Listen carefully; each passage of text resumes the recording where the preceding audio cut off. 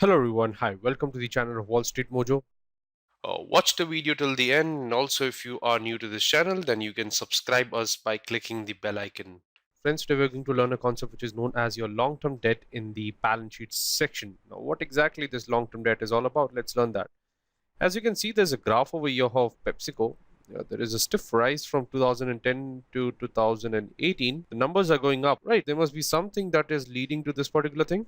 Okay, before that, let's try and understand this topic in a detailed format. So first and the foremost thing, what exactly is your long-term debt? My question is, what is long-term debt on the balance sheet? See, long-term debt on the balance sheets are those loans or and other liabilities which are not going to come due within a 1 year of time span. So it absolutely has to be greater than 1 year of time. In general terms, all the non-current liability can be called as the long-term debts, especially for the purpose of finding the financial ratios. I mean, that are used for analyzing the financial health of the company. Right. So long-term debts are reported on the balance sheet.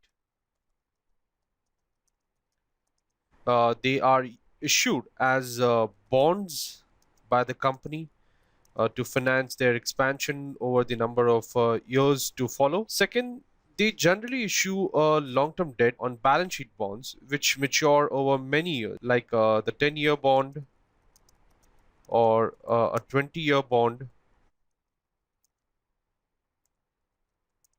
or 30-year bond, for example. So this is a very common practice, especially in all the capital intensive industry all around the globe. And hence the bonds are the most common type of long-term debt. But there is also something that is called as the current portion of long-term debt. So when an entity issues a debt, some portion of the long-term debt needs to be paid every year or period till the time the principal amount of the debt has been fully paid back to the creditor. Now, due to this, even if the whole debt is the long-term debt in nature, the portion of the principal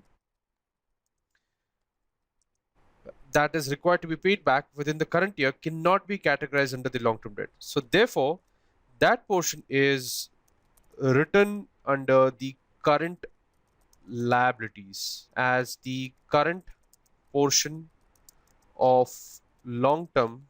Let's understand this with the help of an example. I'm going to show you a long-term debt example of Starbucks.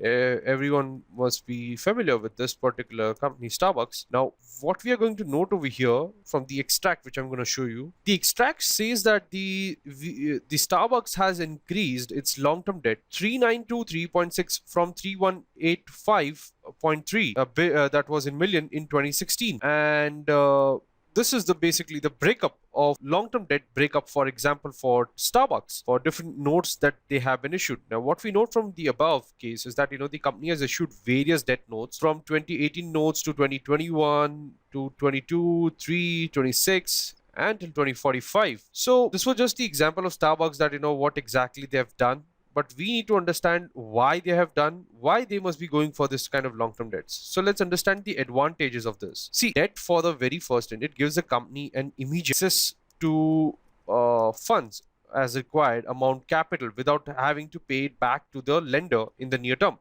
So if the company does not want to access the full amount of the debt immediately, it can structure the debt in a manner so as to receive it in parts over the period of time and when required.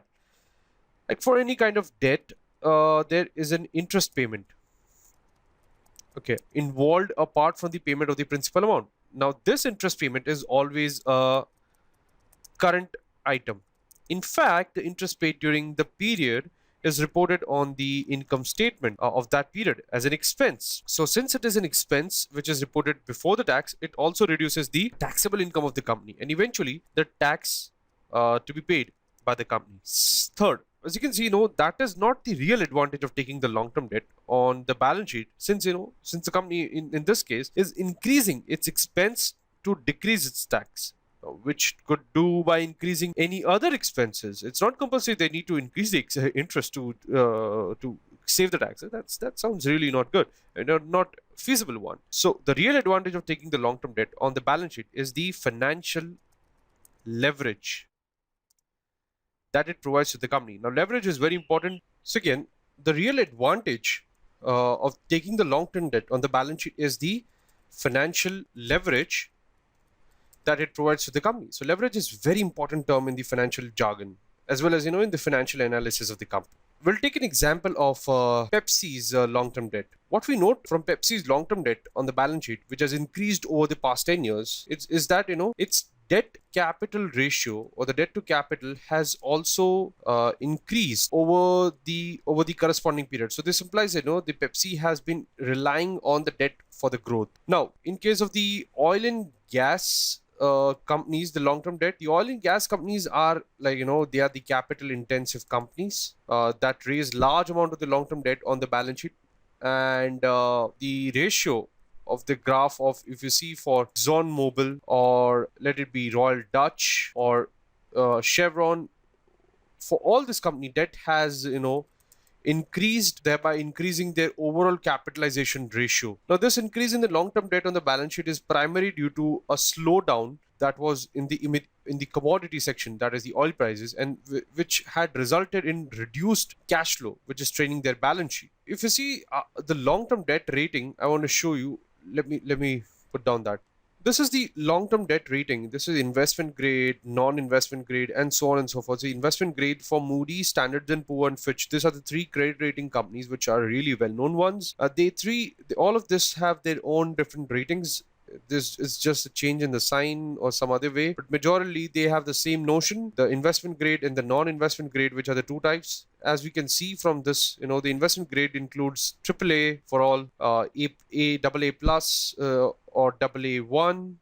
In Standard & Poor and Fitch case, it's plus, and in Moody's case, it's 1 and 2. However, the non-investment grade includes like CCC, CC, or C, and so on and so forth, or D for the default. So the negative impact of the high long-term debt, I mean, although issuing the debt improves absolutely the benefits described, as we discussed, too much debt is actually injurious to the health of the company. Now, this is because one must realize that what has been borrowed must be paid back, as simple as that, and at some point of time in the future. And apart from the principal amount, there would be an recurring interest cost as well. So therefore, the debt level of the company must be an optimal level. It must be an optimal level for the company, and make sure that the current portion of debt and the interest together don't eat up your cash flow from the operations.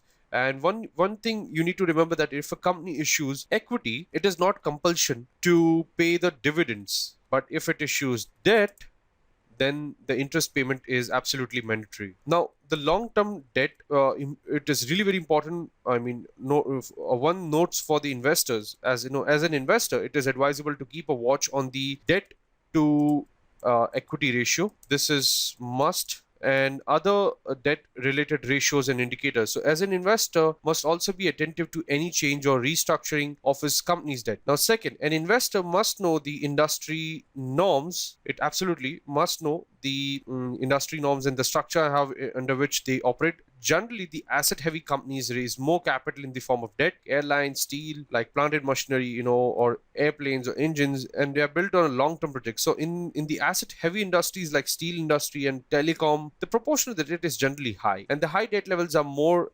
characteristics of mature companies which have a stable cash flow, and as compared to the startups and early stage companies. This is because they later prefer not to raise debt, as it attracts the financial charges, including the interest. So that's it for now for the long term debt. So that's it for this particular topic. If you have learned and enjoyed watching this video, please like and comment on this video and subscribe to our channel for the latest updates. Thank you, everyone. Cheers.